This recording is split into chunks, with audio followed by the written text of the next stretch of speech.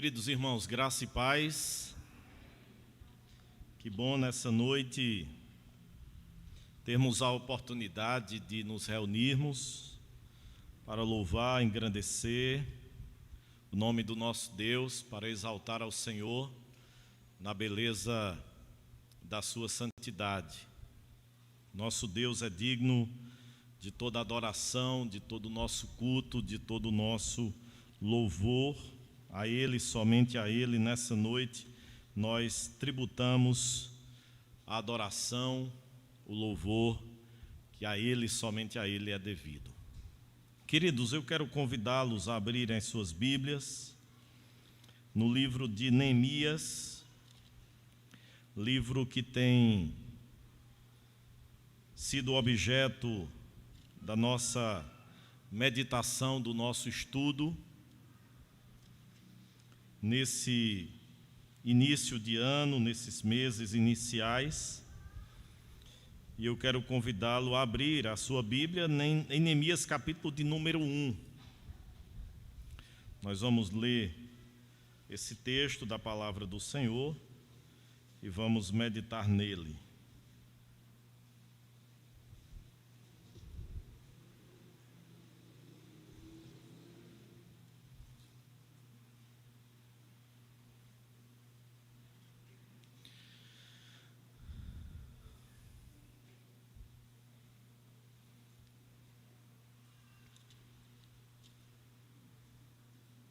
Todos os irmãos encontraram?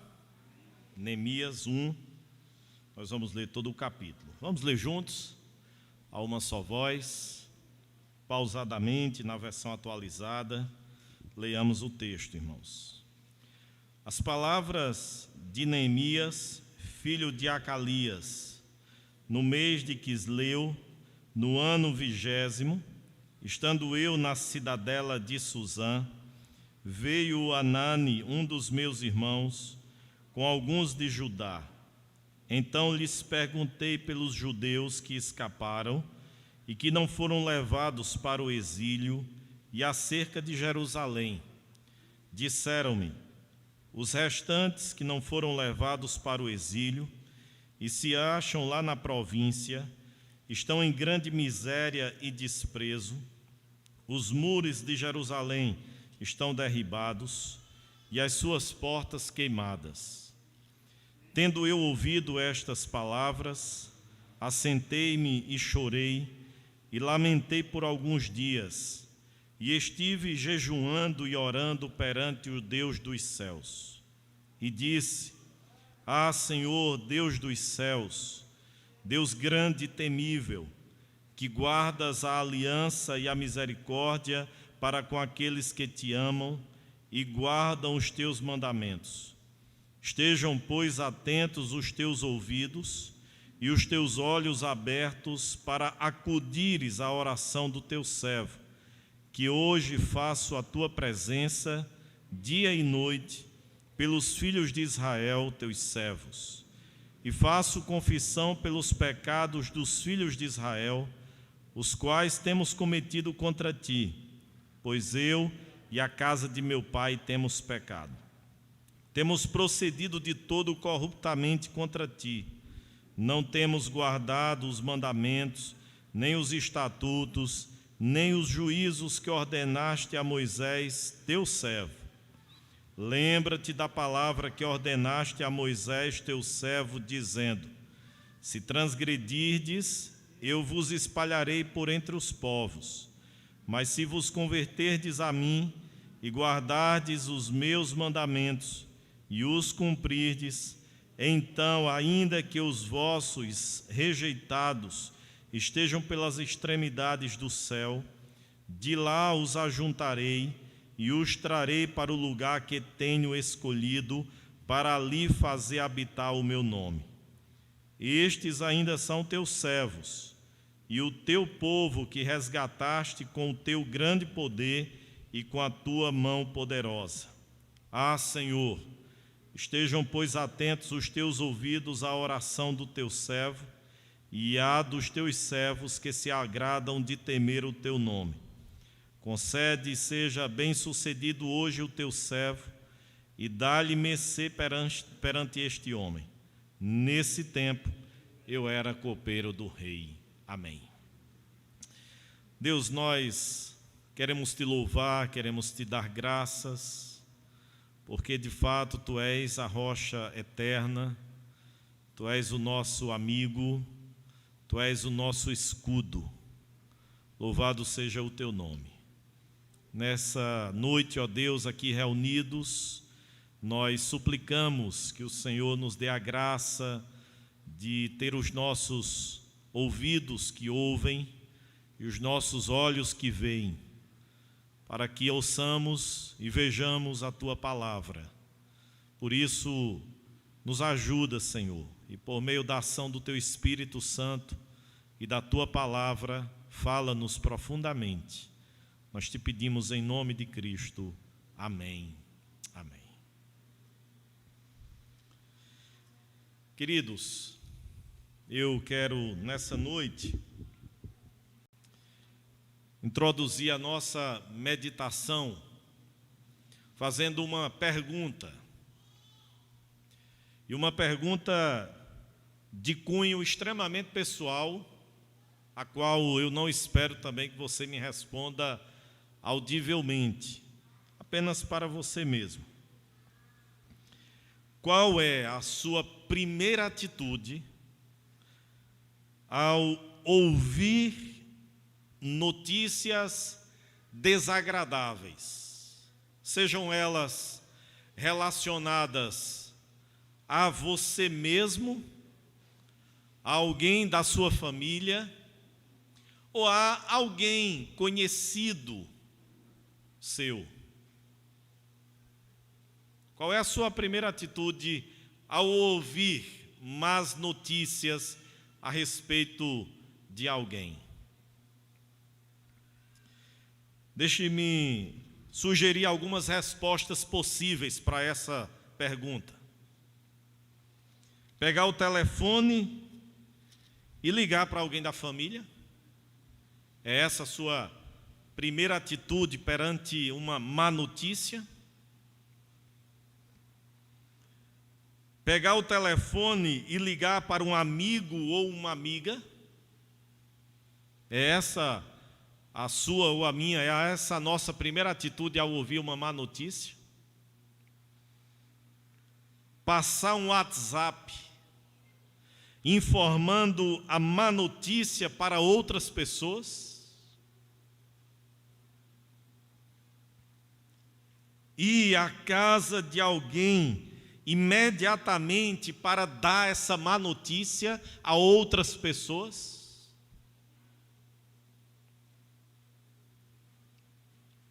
Ou dobrar os joelhos no chão, chorar e orar? Qual é a minha e a sua atitude ao ouvirmos más notícias, sejam elas relativas a nós mesmos, a alguém da nossa família ou a alguém conhecido nosso? Qual é a nossa atitude? Neemias, queridos irmãos, adotou a última opção dessas que eu sugeri e levantei hipoteticamente aqui.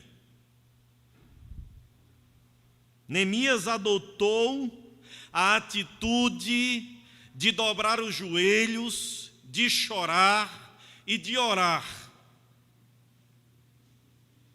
Ao ouvir más notícias, Neemias não de imediato se preocupou em ligar para alguém, em ir à casa de alguém, em passar um WhatsApp para alguém. Neemias simplesmente dobrou os joelhos, chorou e orou. Qual é a minha atitude e a sua atitude diante de más notícias?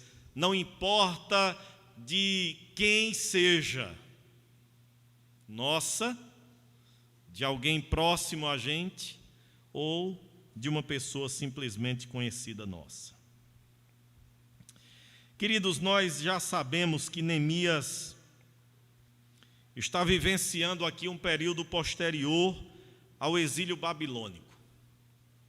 Os judeus foram subjugados em virtude de sua desobediência e idolatria. Nos diz, queridos irmãos, que a cidade de Jerusalém foi arrasada. E não apenas a cidade de Jerusalém, mas o templo, tão pomposo, tão impactante, tão impressionante para aqueles que podiam contemplá-lo, construído por Salomão, também estava arrasado, em ruínas. Os babilônicos, através das suas 3 invasões e deportações, arrasaram o reino de Judá, arrasaram a cidade de Jerusalém, a destruíram, queimaram suas portas, derrubaram os seus muros. De igual forma, queridos irmãos, com o templo construído pelo rei Salomão, o cativeiro babilônico fora profetizado e fora anunciado de maneira muito nítida, muito clara para os judeus.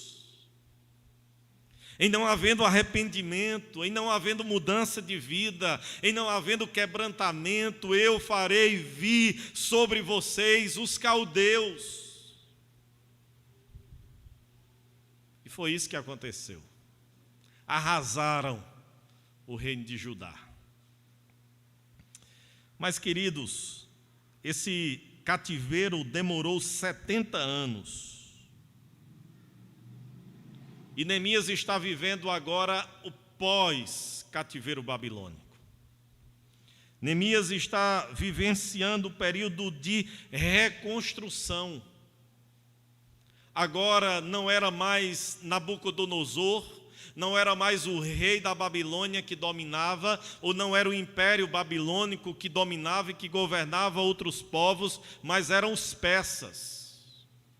E nós vimos que Ciro, o rei da Pérsia, estabeleceu um pregão, permitindo que os judeus espalhados e dispersos pudessem regressar e retornar à sua cidade natal, à sua terra natal e reconstruí-la. E Neemias, queridos irmãos, está vivenciando esse momento, esse período. Primeiramente com Zorobabel, com Esdras e com Neemias. Esses personagens estão aqui com a missão clara, nítida, de serem instrumentos nas mãos de Deus para reconstruir a cidade, para reconstruir o templo, para reconstruir a dignidade e a identidade dos judeus.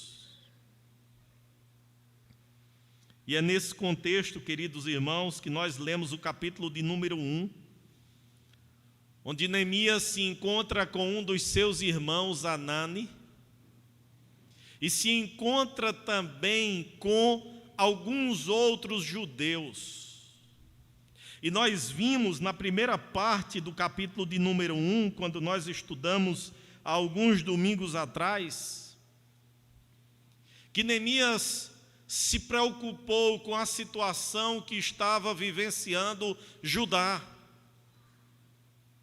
Ele pergunta: os que ficaram, os que escaparam, como é que eles estão? E, queridos irmãos, o versículo de número 3 nos traz o cenário caótico, deplorável, entristecedor que vivia aqueles que não foram levados cativos à Babilônia. Vivem em miséria, vivem em desprezo. Percebam o versículo de número 3, Jerusalém está arrasada, seus muros derribados, o templo está em ruínas, suas portas queimadas, profanaram o templo.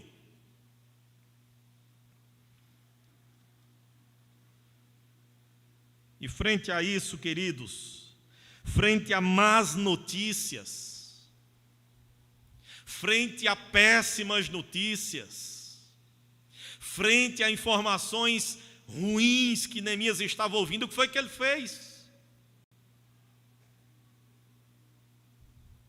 O texto nos diz que Neemias orou. O texto nos diz que Neemias chorou. O texto nos diz que Neemias jejuou.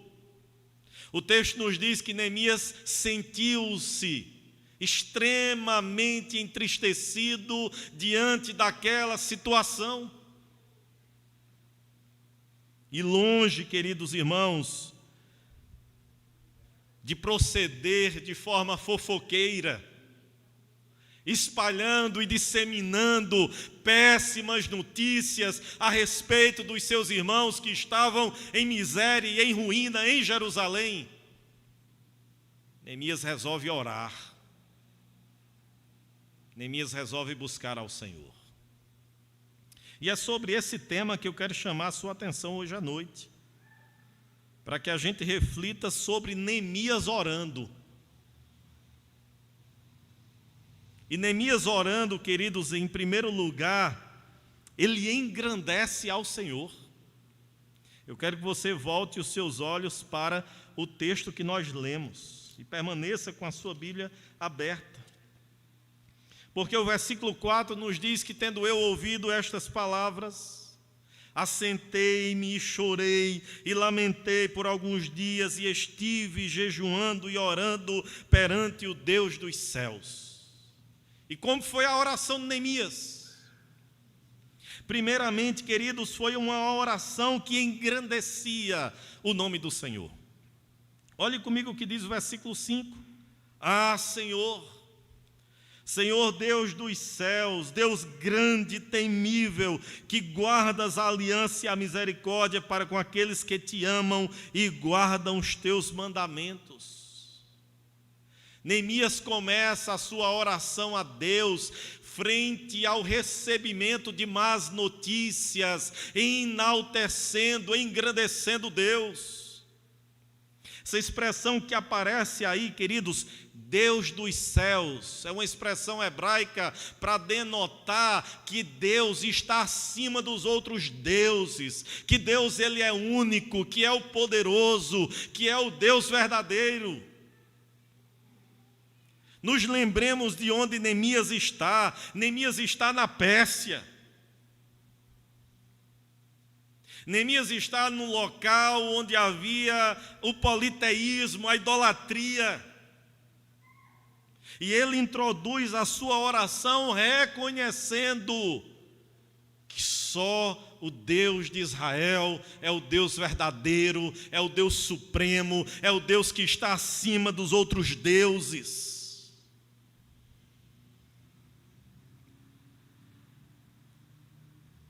Neemias, quando se refere a Deus dos céus, queridos, está reconhecendo a criação de Deus, a perfeição dos atos de Deus. Mas Neemias, queridos irmãos, também reconhece e exalta a Deus, dizendo que Ele é grande e Ele é digno de ser temido.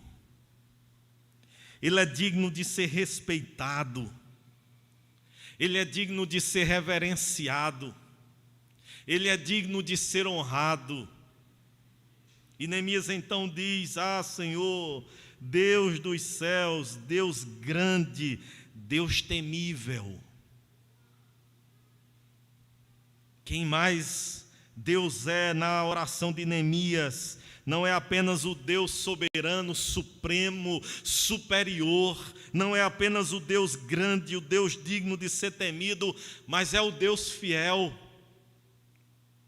Percebam, queridos irmãos, que Neemias diz aí que guardas a aliança e a misericórdia para com aqueles que te amam e guardam os teus mandamentos. Neemias reconhece que Deus é fiel, que Deus cumpre as suas promessas, que Deus cumpre a sua palavra. É por isso que ele se sente encorajado no versículo de número 6, queridos irmãos, a pedir ao Senhor. Olhem como ele diz o versículo de número 6, estejam, pois, atentos os teus ouvidos e os teus olhos abertos para acudires à oração do teu servo. Aqui, queridos irmãos, nós podemos nos recordar daquele momento em que Salomão terminou de construir o templo ao Senhor e consagra o templo ao Senhor. Senhor, toda essa obra, toda essa construção que hoje nós erguemos é para o Senhor.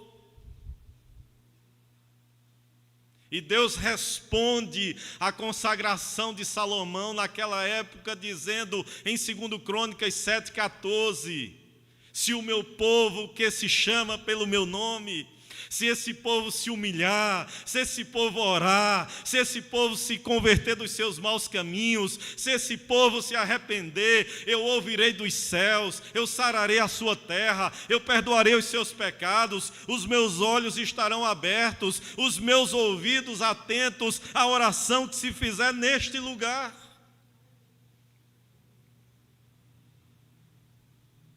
Neemias está aqui dizendo: Senhor, o Senhor que é fiel, o Senhor que prometeu que se nós o buscarmos, o Senhor nos perdoaria, o Senhor sararia a nossa terra, o Senhor ouviria a nossa oração. Ouve-nos, Senhor, porque Tu és o Deus fiel.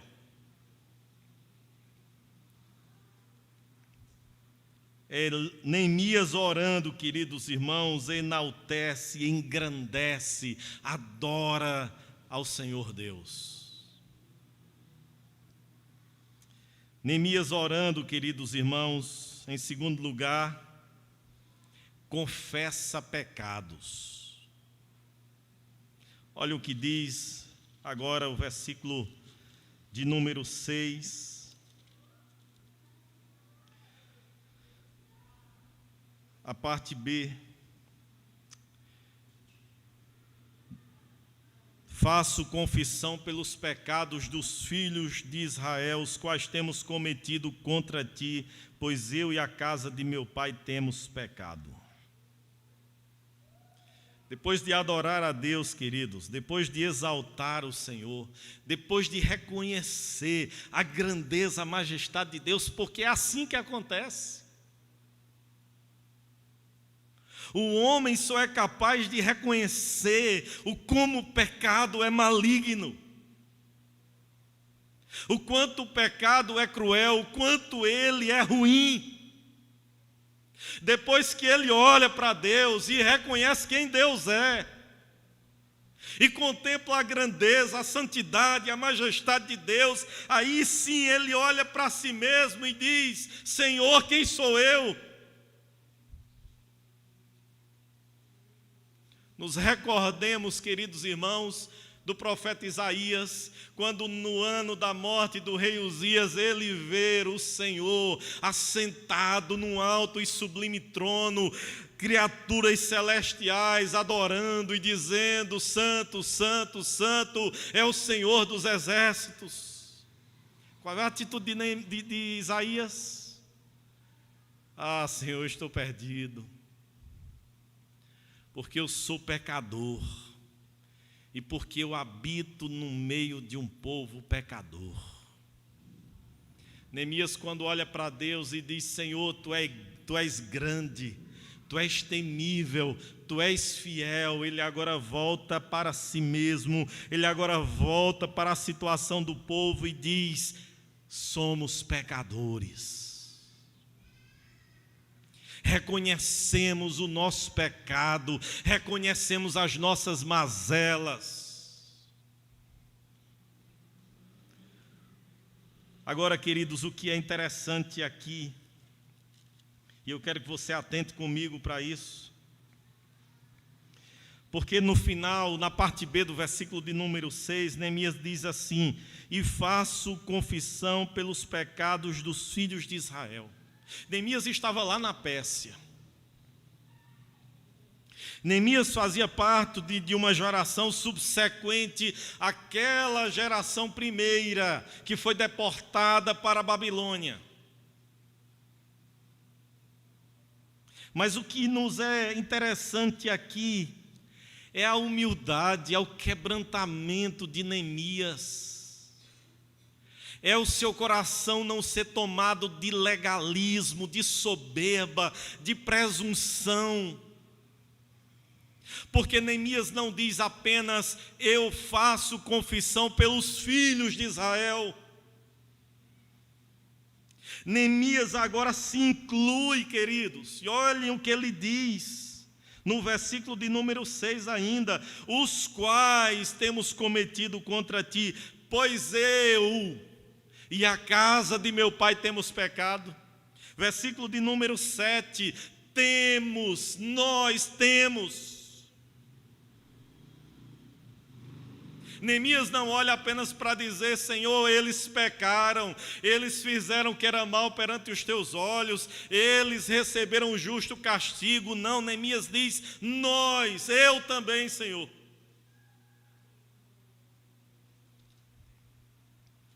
Neemias se inclui entre aqueles que pecaram, entre aqueles que transgrediram a lei do Senhor, e ele começa então a detalhar isso. Temos procedido de todo corruptamente, não temos guardado os teus mandamentos, nem os seus estatutos, nem os teus juízos, que ordenastes a Moisés teu servo. Neemias está dizendo: nós estamos aqui por uma ação justa de Deus. Não foi um acidente, não foi que Deus pesou demais a mão, nós estamos aqui por justo merecimento. O exílio babilônico, queridos irmãos, não tinha sido um acidente, não tinha sido um descuido da parte de Deus, não tinha sido uma disciplina excessiva da parte de Deus, tinha sido uma ação justíssima.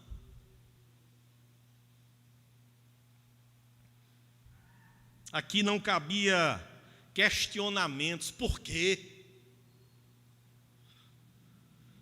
Aqui não cabia aquele pensamento lá do profeta Ezequiel, quando alguns disseram: os nossos pais pecaram e nós, filhos, aqui embotamos os dentes. Não cabia questionar. Não cabia não entender e perguntar os porquês. Na visão de Neemias cabia apenas humilhação, cabia apenas confissão, cabia apenas quebrantamento, cabia apenas o reconhecimento do pecado. E quais pecados esse povo tinha cometido, queridos? No sermão anterior eu mencionei. Deixaram o Senhor e passaram a adorar outros deuses, a Baal, a Astarote e a todo o exército do céu. Sacrificaram nos montes e debaixo de árvores frondosas, como faziam os povos vizinhos, contrariando o mandamento de sacrificar ao Senhor no templo. Deram seus filhos para serem queimados no fogo. Houve uma ocasião em que até um ídolo foi colocado dentro do templo de Jerusalém. Fora isso, maldade, crimes, opressão dos mais pobres, assassinatos. Esses eram os pecados. E Neemias, inclusive, deixa claro, queridos irmãos, e o segundo livro das Crônicas, capítulo 36, que nós lemos, nos mostra e nos relatou que não eram pecados cometidos apenas por uma classe, mas os reis, os sacerdotes e o povo, todos estavam pecando contra o Senhor. Mas em terceiro lugar, queridos, Neemias orando, ele, além de enaltecer a Deus, de confessar pecados, ele apela pelas promessas de Deus. Observe agora o versículo de número 8 em diante. Porque Neemias não se passa a fazer petições com base naquilo que ele desejava e que ele esperava. Olha o que Neemias faz, queridos. Lembra-te da palavra que ordenaste a Moisés, teu servo. A oração de Neemias era uma oração fundamentada no conhecimento que ele tinha da lei de Deus. Não foi algo construído, criado, feito por ele naquele momento. Era uma oração fundamentalmente bíblica. E aí o que é que Neemias diz? Versículo de número 8 ainda. Se transgredirdes, eu vos espalharei por entre os povos. Neemias estava dizendo, nós estamos aqui, espalhados, dispersos, por causa do nosso pecado. Foi ação justa de Deus. E o Senhor disse em tua palavra, que se nós pecássemos, se nós fôssemos contumazes, rebeldes, o Senhor nos espalharia entre os povos. Mas é interessante que Neemias percebe o cumprimento dessa palavra dita por Deus a Moisés lá no passado, contendo juízo, castigo, maldição, mas ao mesmo tempo Neemias também contempla que as promessas de Deus são restauradoras, são reconstrutoras. Observem agora, queridos, no versículo de número 9. Mas, contudo, todavia, se vos converterdes a mim e guardardes os meus mandamentos e os cumprirdes, então, ainda que os vossos rejeitados estejam pelas extremidades do céu, de lá os ajuntarei e os trarei para o lugar que tenho escolhido para ali fazer habitar o teu nome. Percebem, queridos irmãos, que agora a oração de Neemias é um apelo para que o Senhor se lembre das suas promessas.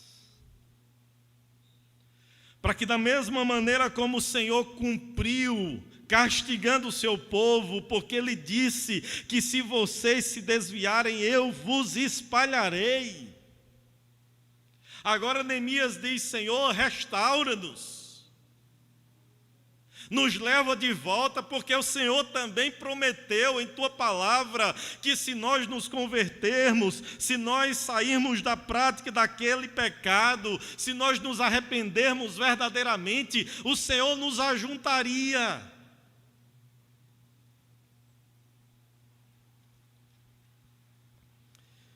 E é interessante, queridos irmãos, que quando nós lemos o livro de Esdras, capítulo de número 4, versículo 21, nos diz lá que Artaxerxes, o rei que reinava na Pérsia no período de Neemias, ele havia ordenado que o trabalho em Jerusalém cessasse.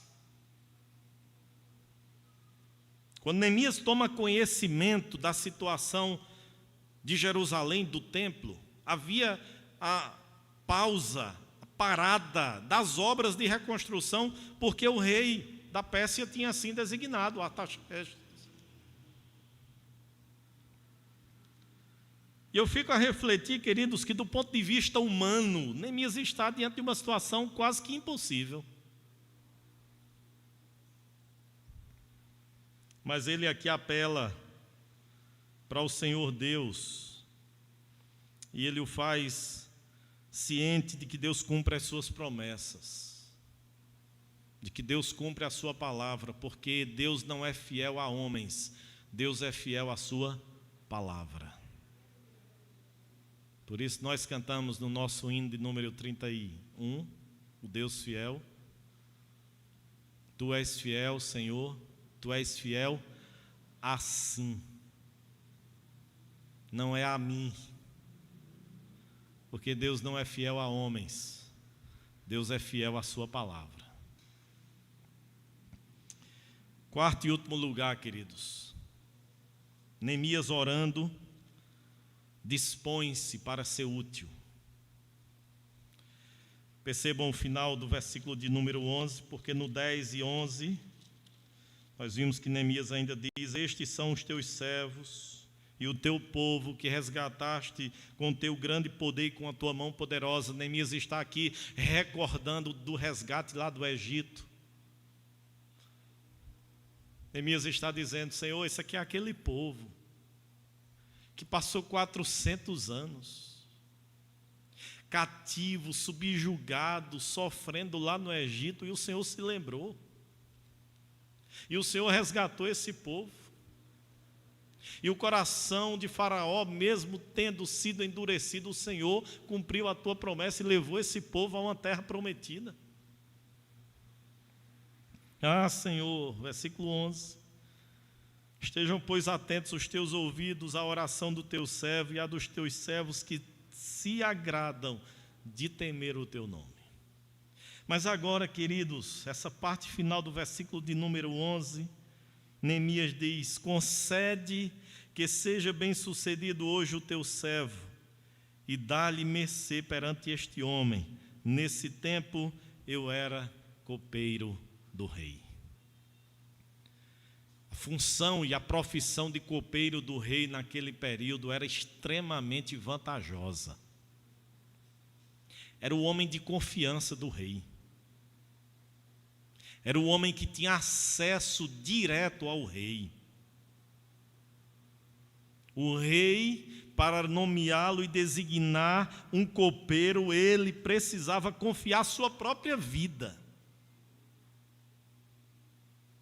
Porque era ele, cabia a ele, em uma de suas missões protetoras do monarca, degustar e provar os vinhos, a comida, antes que o rei pudesse ingeri-la, porque se porventura houvesse algum veneno mortal, morreria o copeiro do rei. Por isso que também essa era uma profissão muito bem remunerada. Sua vida estava em risco continuamente. Mas o que é que acontece, queridos? Neemias estava disposto a desistir dos seus privilégios. Neemias estava disposto a abrir mão do conforto que ele tinha ali no palácio do rei. Para quê? Para ser um instrumento de reconstrução. Porque Deus havia chamado Neemias para esta missão. Percebem, queridos, que mesmo desfrutando de todo o privilégio, de todo o conforto, ainda assim Neemias tem como objetivo maior ser útil nas mãos de Deus. E o que Neemias queria? Neemias desejava permissão do rei Artaxerxes para que ele pudesse viajar até Jerusalém e ver em loco como é que estava a situação descrita e narrada por Anani. E nós vamos perceber na sequência, queridos, do capítulo 1 para o capítulo 2, que entre o momento em que Neemias ouve as más notícias e o momento em que ele tem a oportunidade de comparecer perante o rei, 4 meses tinham se passado. E o que Neemias estava fazendo nesses 4 meses? Orando ao Senhor, jejuando ao Senhor, pedindo a bênção do Senhor noite e dia, para que Deus concedesse a oportunidade certa de falar com Artaxerxes, e para que Deus quebrantasse o coração daquele rei ímpio, de modo que ele concedesse a petição de Neemias. E na sequência do capítulo 2 nós iremos ver o desenrolar dessa história, queridos. Mas eu preciso fazer uma pergunta nesse momento. O que essas lições, ou que essas verdades podem nos ser úteis na nossa realidade, no nosso tempo? Eu começaria dizendo, queridos irmãos, que nós precisamos orar e orar e orar.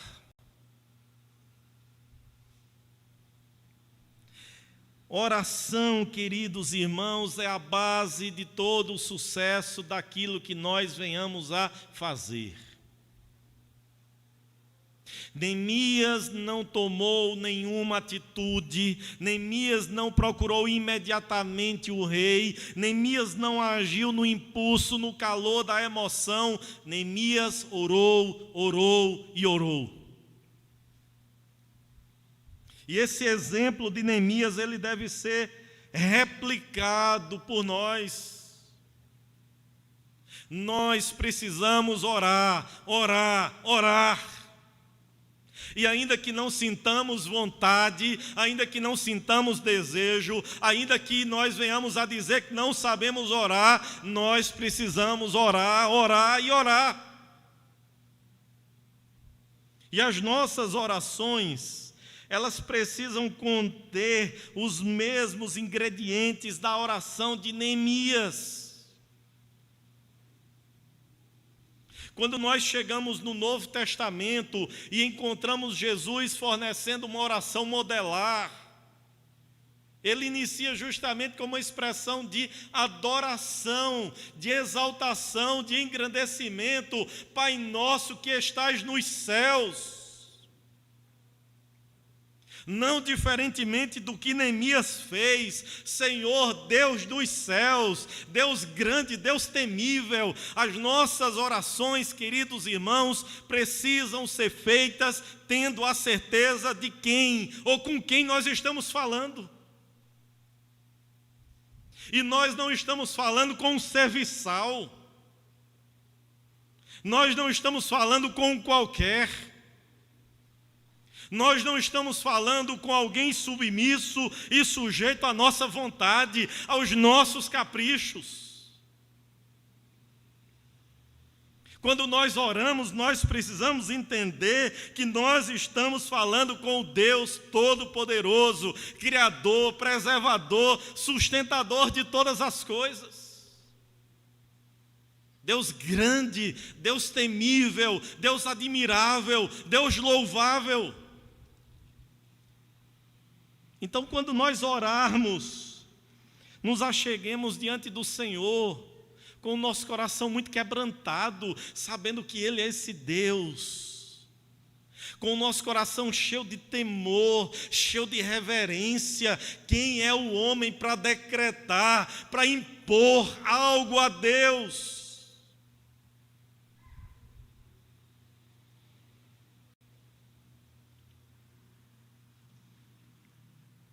Acredito, queridos irmãos, que nós precisamos em nossas orações mencionar os atributos de Deus. Sua grandeza, majestade, eternidade, infinitude, seu poder, sua santidade, sua justiça. E adorá-lo, porque o salmista diz: grande é o Senhor e muito digno de ser louvado. Quando nós orarmos ao Senhor, reconhecendo a sua grandeza, majestade, não teremos outro caminho a não ser humilhação. E nós nos humilharemos diante de Deus, irmãos, clamando e pedindo aquilo que nós precisamos todos os dias: perdão. Perdão. Perdão, porque nós transgredimos a lei do Senhor, porque nós não obedecemos. Muitas vezes, queridos irmãos, nas nossas orações, nós citamos frases que nos dão a entender uma certa possibilidade. Se porventura eu pequei, se.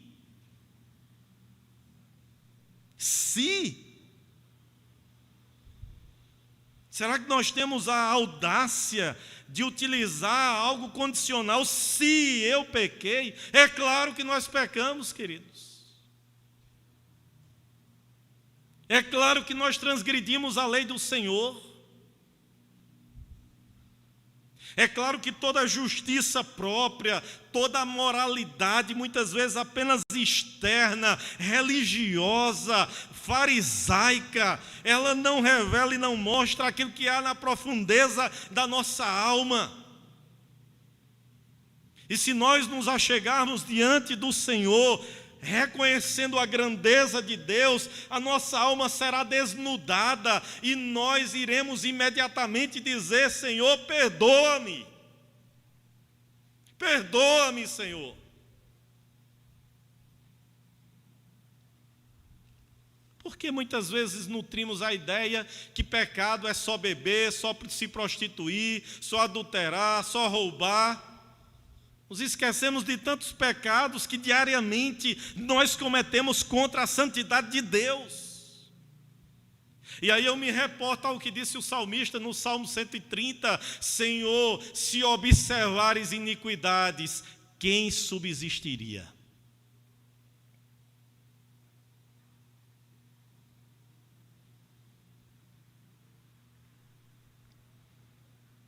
Mas quando nós pedimos perdão ao Senhor, queridos, e as nossas orações à semelhança da de Neemias, preenchidas pelas promessas de Deus, nosso coração se aquietará, porque Deus diz que se confessarmos os nossos pecados a Ele, Ele é fiel e justo para nos perdoar os pecados e nos purificar de toda injustiça. A nossa mente será tomada das promessas de Deus. Quando Deus nos diz: filhinhos, eu vos escrevi, ou João dizendo a seus filhinhos: eu vos escrevi para que vocês não pequem, mas se porventura vocês pecarem, vocês têm um advogado junto ao Pai, Cristo Jesus o Senhor. Nós ouviremos, queridos, e teremos a certeza de que o Senhor não despreza, não rejeita um coração quebrantado.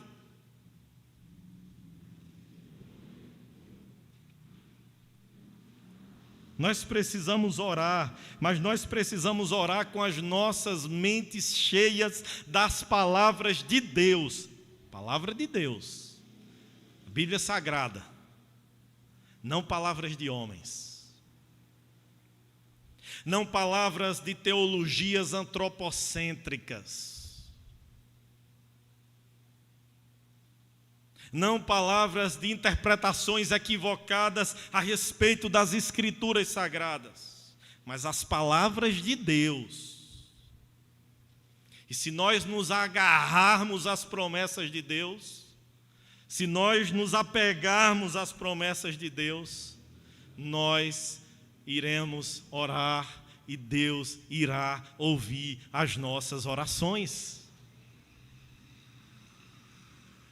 Olha o que é que João nos diz na sua primeira carta. E esta é a confiança que temos para com Ele, que se pedirmos alguma coisa segundo a sua vontade, Ele nos ouve. E se sabemos que Ele nos ouve quanto ao que lhe pedimos, estejamos certos de que obtemos os pedidos que lhe temos feito. Louvado seja Deus, porque Deus ouve a nossa oração, porque Deus responde os nossos pedidos. Agora eles precisam ser segundo a vontade dEle. E a vontade dEle só é conhecida em sua palavra, em nenhum outro lugar a não ser a sua palavra. As nossas orações devem ser frutos de uma disposição para agir, para colocar a mão na obra, para colocar a mão no arado, para ter disposição de servir ao Senhor, de forma muito interna, queridos. Eu fico a refletir sobre as melhorias que nós muitas vezes aspiramos na vida da nossa igreja. E eu fico a pensar que se nós queremos o suprimento das carências, das deficiências, das limitações da nossa igreja, da nossa comunidade, nós devemos primeiramente orar. Mas em segundo lugar, nós devemos nos dispor para suprir aquela deficiência. Ah, pastor, a igreja precisa evangelizar mais, eu vou orar para que Deus nos inflame. seja você o primeiro a engrossar a fila daqueles que evangelizam. A igreja precisa orar mais, seja você o primeiro a estar presente nos cultos de oração, a dirigir o culto de oração, a contribuir para que a igreja seja mais viva. Se nós queremos melhorias, queridos, nós precisamos estar dispostos a orar e a trabalhar. Porque a igreja não é lugar de espectadores, a igreja é lugar de discípulos. A igreja não é lugar de consumidores, não é lugar de clientes. Aqui não é um comércio, aqui não é uma indústria, aqui não é um restaurante. Eu não sou funcionário desse lugar. Aqui é um lugar de discípulos. Aqui é um lugar de pessoas que se unem em prol do serviço ao Senhor. Eu sou o pastor da igreja. Eu sou aquele que Deus concedeu para capacitá-los. Não um funcionário. Estejamos dispostos, queridos, se queremos a nossa igreja melhor, se queremos a nossa família melhor, se queremos os nossos trabalhos melhores, se queremos a nossa vida melhor, estejamos dispostos a agir. E eu quero concluir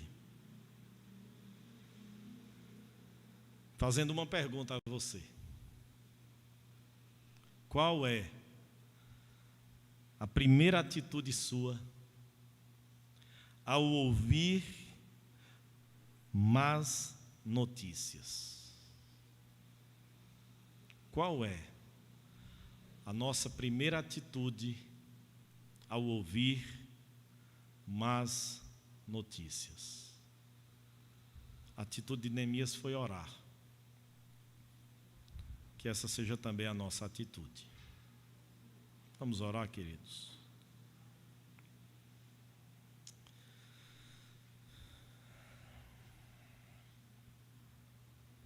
Ó Deus, nós estamos aqui diante do Senhor nessa noite, reconhecendo, ó Deus, o nosso pecado, reconhecendo, ó Deus, as nossas negligências, as nossas faltas. Ó Deus, nos perdoa, Senhor.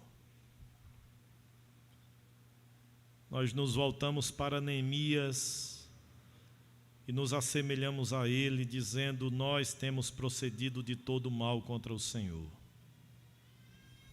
Por isso, Deus, lembra-se da tua aliança e perdoa-nos, e restaura-nos, e abençoa-nos, e transforma-nos para o louvor da tua glória. Ó Deus, não nos deixa acomodados, não nos deixa mantermos uma vida espiritual medíocre, superficial, fria, indiferente. Ó Deus, tem compaixão das nossas vidas e nos aviva, Senhor. Inflama o nosso coração, Senhor. Incendeia a nossa alma, Deus. Para que a gente ame a Tua palavra, para que a gente tenha prazer na oração. Nos ajuda, Senhor, a todos os dias em nossas casas abrirmos a Tua palavra. Nos ajuda a todos os dias em nossas casas orarmos ao Senhor. Nos ajuda, Senhor, a vivermos como verdadeiros discípulos Teus. Deus, a Tua palavra proclamada nessa noite pode produzir transformações. Por isso eu peço que o Senhor nos transforme.